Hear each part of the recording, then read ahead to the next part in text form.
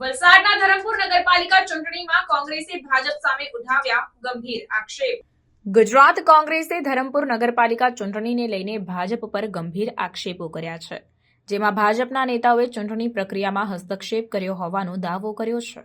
કોંગ્રેસે એક video viral કર્યો છે, જેમાં ધરમપુરના ભાજપના ધારાસભ્ય અને મહામંત્રીની ગાડી દેખાય છે અને આગ્રહ કર્યો છે કે તેઓ કોંગ્રેસના ઉમેદવારો પર દબાણ માટે હાજર હતા।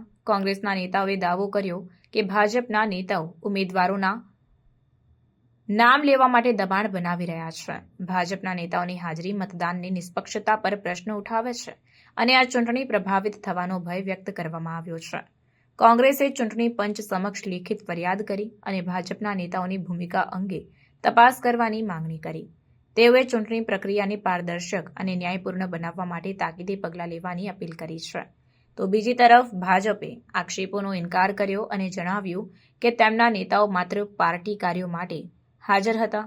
કોંગ્રેસ પોતાના આંતરિક વિખવાદોને ઢાંકવા માટે આવા ગુમરાહક આક્ષેપો કરી રહી છે, તેમ ભાજપે જવાબ આપ્યો।